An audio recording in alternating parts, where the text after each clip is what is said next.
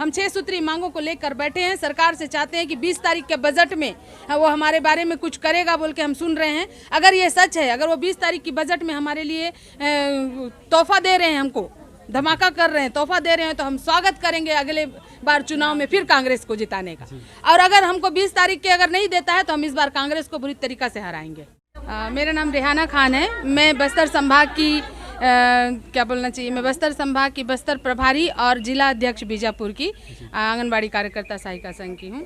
और हम लोग आज 23 तारीख से लगातार महापड़ाव के जरिए, उसके बाद में महापड़ाव किए, उसके बाद 27 जनवरी से सरकार को अल्टीमेटम दे के 28 से हम लोग फिर अनिश्चितकालीन में बैठे हुए हैं।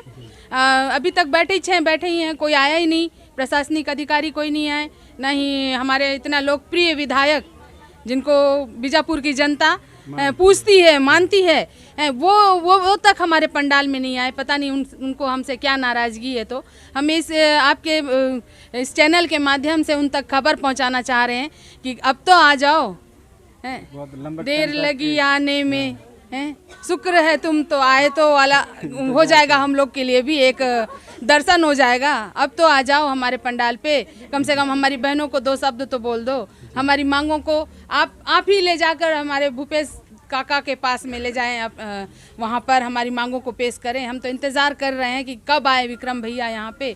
आऊँगा बोल के पता चल रहा है कि मैं आने वाला हूँ। हम लगातार इंतज़ार कर रहे हैं उनका कि आ जाएंगे, कल आएंगे, लेकिन एक बार भी नहीं आए। वो यहाँ रहते हैं, अपने बंगले में रहते हैं, लेकिन यहीं से यहीं नहीं आ रहे हैं।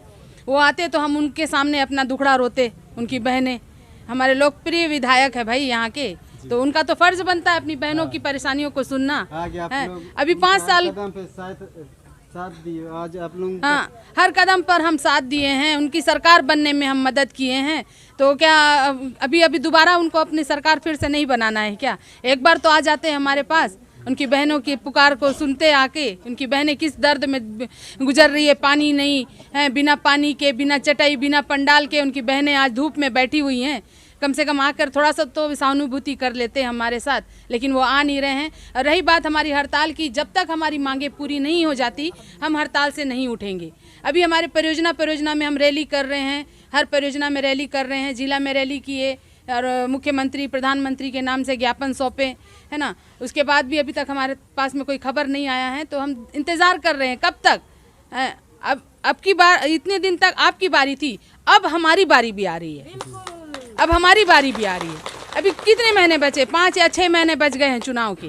उसके बाद आपको हमारे दरवाजे पे आना ही पड़ेगा। आप ही लोग काम आएंगे, हम ही काम आएंगे ना। अभी आप सत्ता में हो, सत्ता में रहने की वजह से आज हमारी कद्र नहीं कर रहे हो। जिस दिन सत्ता से उतर जाओगे, एक आम नागरिक बन जाओ, टीएडीए नहीं, सामान हम खुद, हमारी बहनें मुंडी में ढो के सामान लेके आती है। कभी कोई कुछ किट दे रहे हैं, कभी कुछ दे रहे हैं, कभी कोई सामान दे रहे हैं। 50 बार मीटिंग बुलाते हैं, उनका आने जाने का किराया अपने जेब से कार्यकर्ता डाल के जाती है। विभाग ना टीए देता है ना डीए देता है। नहीं देता है कि देता है रे टीए? पूछो इनसे, इन बहनों से पूछो। फिर भी आप लोगों का वेतन, फोटो कॉपी अलग 50 ठो, उसके बाद फोटो धुला के दो इनको, है ना। आधा सामान को देते हैं और बोलेंगे पूरा भरो, नहीं भरने से ऊपर कार्रवाई।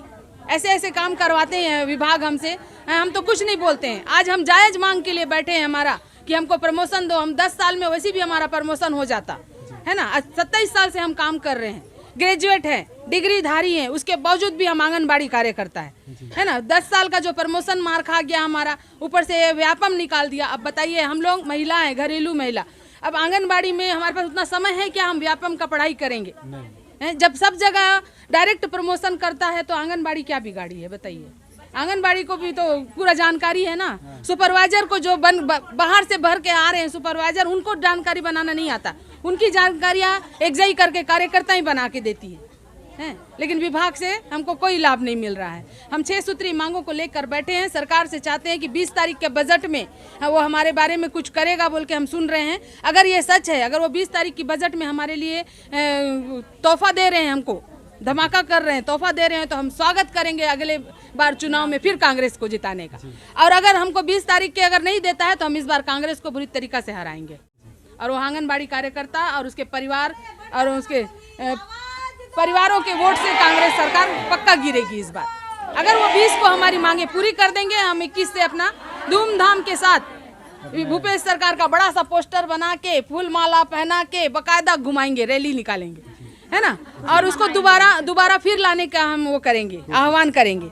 और अगर ये फिर ऐसे ही करेगा तो हम नहीं भूपेश सरकार को भूल जाएंगे, कांग्रेस को भूल जाएंगे। सब बीजेपी को भूल गए, कांग्रेस को भी भूल जाएंगे, है ना। क्या महिलाओं का शोषण करने के लिए ऐसी सरकार बनती है? क्या विश्वसनीय सरकार ही महिलाओं का शोषण कर रही है तो दूसरी सरकार पर हम क्या भरोसा करें, बताइए। जो मेन सरकार है कांग्रेस और बीजेपी, और यही दो लोग हमारा शोषण करेंगे तो हम लोग फिर आगे का रणनीति कैसे बनाएंगे, किस सरकार को लाएंगे, बताइए। हम तो सीधा यही चाहेंगे कि ना हमको कोई सरकार नहीं चाहिए, हम रोटा को बटन दबा के जिता देंगे, जाओ, हमारे इसमें सरकार चाहिए ही नहीं हमको।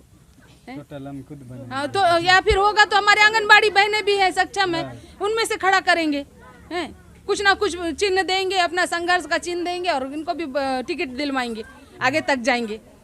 क्या मतलब ऐसी सरकार को चुनने का जो हमारा दुख, हमारा तकलीफ को नहीं समझ रही है। आज कितने दिन हो गए, 22-23 दिन हो गए आज हड़ताल पे बैठे हुए। ऐसा ना क्षेत्रीय विधायक आ रहे हैं, ना प्रशासनिक अधिकारी आ रहा है, ना कोई नहीं आ रहा है। ऊपर से हमको ये बोला जा रहा है चाबी दे दो, बर्खास्त कर देंगे। तो ठीक है, बर्खास्त करो, आप कितने को बर्खास्त करेंगे? एक दो नहीं है ना, हम शामिल में बर्खास्त करो, सभी की मांगे एक ही है। कितने दिन तक बर्खास्त करते रहेगा? बार बार क्या अल्टीमेटम देना, धमकाना, ये सब क्या अच्छा लगता है क्या महिलाओं को? भी महिलाएं कौन सा मार बम गोला बारूद मांग रही है ना। कोई गोला बारूद तो नहीं मांग रही है जो तुम उनको इतना कड़ा सजा दोगे बर्खास्तगी का। तनख्वाह तो वैसे भी नहीं दे रहे हो, है ना। तो एक मांग पूरा कर दो ना, 6 मांगे हैं, 6 मांगों को हमारा पूरा कर दो। उसके बाद हम तो खुद सक्षम है आंगनबाड़ी चलाने का, और बेहतर तरीके से चलाएंगे। छत्तीसगढ़ में 25-26% कुपोषण है, उसको पूरा जड़ से मिटा देंगे हम। इतना दम रखते हैं हम लोग। हमारी मांगों को पूरा कर दें, हम पूरा 0 कर देंगे कुपोषण।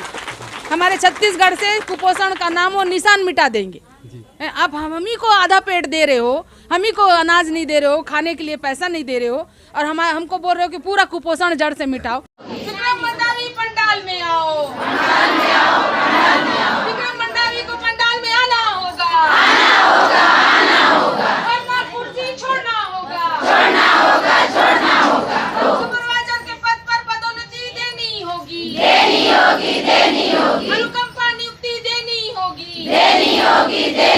सरकारी कर्मचारी घोषित करना होगा। पेंशन की रजटी लागू करनी होगी। मोबाइल से कोई काम नहीं करेंगे। जब तक चेक नहीं दिया जाता मोबाइल से काम नहीं करेंगे। विभागीय काम करने के लिए मोबाइल देना होगा। विभागीय काम के लिए मोबाइल देना होगा। अपने पर्सनल मोबाइल पर कोई काम नहीं करेंगे। आंगनबाड़ी की चाबी नहीं देंगे।